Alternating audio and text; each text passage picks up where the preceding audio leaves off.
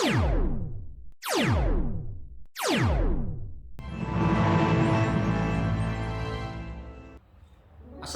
warahmatullahi wabarakatuh. Halo guys, ini channel baru saya, namanya Mantan Sales. Jadi channel ini saya buat karena banyak pertanyaan dari teman-teman bagaimana caranya memulai usaha. Jadi yang dulunya seorang sales perusahaan, sekarang punya usaha di bidang yang sama. Oke guys, jadi ini cerita pribadi saya, ambil positifnya, buang negatifnya. Oke. Jadi awalnya guys, saya itu kerja di 3 perusahaan sebelumnya itu tidak pernah lama. Yang pertama saya di-hire sama NSM saya, namanya Pak Aris, itu di perusahaan prinsipal. Yang kedua saya di-hire sama Pak Dodi, itu owner distributor lokal. Yang ketiga saya di-hire sama manajer distributor lokal juga gitu. Lah di perusahaan ketiga ini saya dapat tugas untuk cari barang, karena barangnya ini sering kosong dan sering diminta sama pelanggan gitu. Nah akhirnya saya visit ke pabrik di Cilacap. Di Cilacap saya ngobrol sama ownernya. Setelah lama ngobrol, saya tanyakan potensi produksi selama 1 bulan. Oke, akhirnya kita sepakat cocok. Setelah ngobrol, dia menyampaikan informasi kepada saya guys, bahwa perusahaannya butuh seorang sales untuk area Jawa Tengah. Intinya untuk spreading produk sama ya untuk menambah penjualan. Karena saya lihat selama ini perusahaan ini itu tidak pakai sales gitu. Jadi ownernya langsung direct selling ke user gitu atau distributor. Setelah dia menyampaikan kalau ada lowongan pekerjaan di situ, yang notabene saya tahu kalau dia itu sebenarnya nawarin saya. Cuma saya tidak tertarik guys, karena saya masih nyaman di perusahaan saya yang dulu. Nah intinya secara job itu fine-fine aja gitu. Jadi triggernya, pemicunya, awal mulanya itu karena saya punya anak ketiga dan saya berpikir 3 anak yang sekolah baru 1. Ketika nanti mereka sekolah semua, 3-tiganya sekolah ini, pasti akan butuh dana yang lebih banyak gitu. Karena namanya orang hidup itu pasti kebutuhannya pasti selalu meningkat. Nah akhirnya saya memberanikan diri untuk meminta kenaikan gaji sama bos saya dulu. Nah saya sampaikan, Bu, saya pengen naik gaji kayak gitu, karena ada alasannya juga. Selama saya di situ memberikan kontribusi yang positif gitu, dan growth-nya juga bisa kelihatan. Nah karena permintaan saya itu ditolak, omset penjualan saya tingkatkan guys gitu. Jadi setelah saya tingkatkan, di bulan berikutnya saya ngomong lagi ke bos saya gitu, Bu, gimana Bu permintaan saya yang bulan kemarin, apakah bisa saya naik gaji gitu.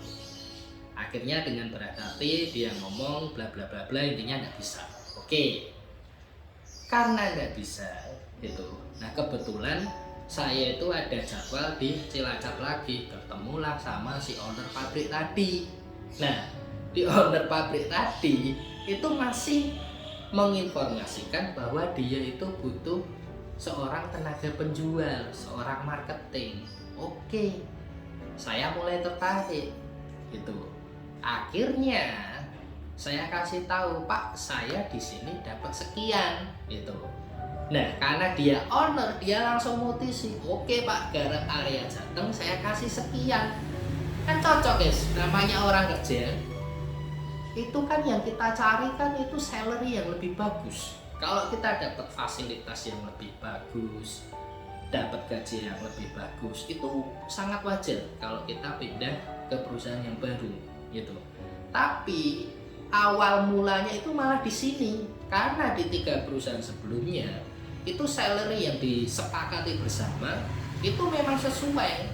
Nah setelah saya mengajukan resign di perusahaan saya kasih surat resignnya dan saya sudah resmi, tidak ada posisi di situ. Si owner tadi ngomong ke saya, Pak mohon maaf, untuk kesepakatan gaji yang kemarin tidak di ACC HRD. saya cuma bisa ngasih sekian. Lah cocote saya malah dapat lebih rendah. Nah, repot. Saya mau balik ke perusahaan kemarin, sudah terlanjur resign. Kan gak etis guys, kita minta-minta sama owner lagi gitu. Nah, saya mau kerja di perusahaan baru, gajinya lebih rendah.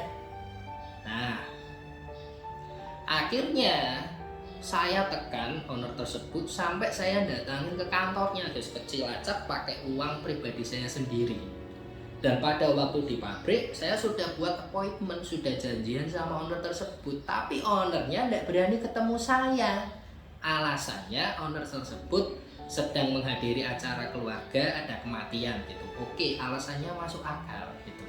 Tapi kalau saya pribadi melihat orang ini tidak mau, memang tidak mau ketemu sama saya karena dia kayak lari dari tanggung jawab gitu loh guys. Itu. Sekarang owner sama HRD posisinya kan lebih tinggi owner. HRD itu apa kata owner yang dijalankan ya gitu. Nah, akhirnya saya desak karena pengambilan saya di pabrik tersebut cukup besar, dulu sampai 40 ton dan selama seminggu 2 kali pengiriman.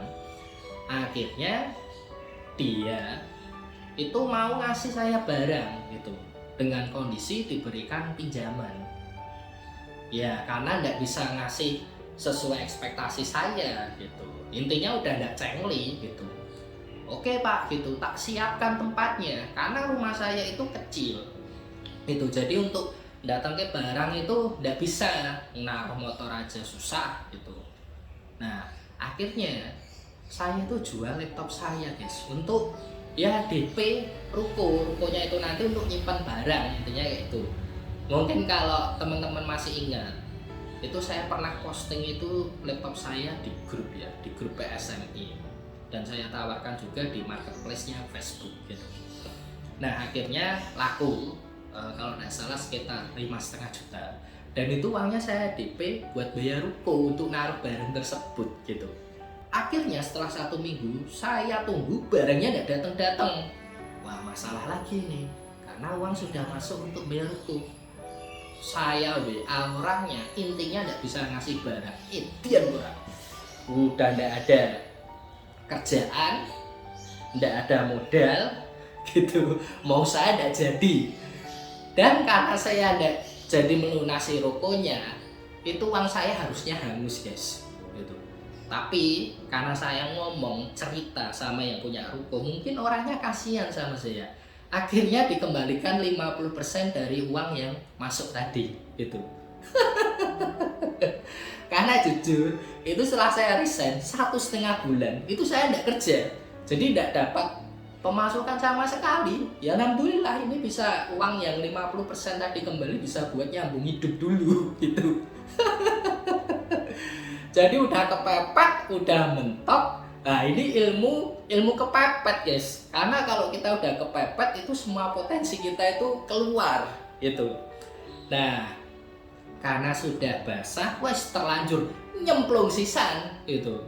Karena saya juga tidak mungkin kerja di perusahaan yang lain, karena notabene akan apa ya, akan tidak ada semangatnya, karena kita biasanya dapat sekian, tiba-tiba karena kepepet kita dapat sekian kan jadi tidak maksimal gitu. Nah akhirnya saya memberanikan diri untuk memulai usaha gitu. Dan modalnya dari mana? Karena saya juga tidak punya modal. Nanti saya ceritakan di part berikutnya. Oke guys, tetap semangat ya buat gawe ya. Sekian dan terima gaji.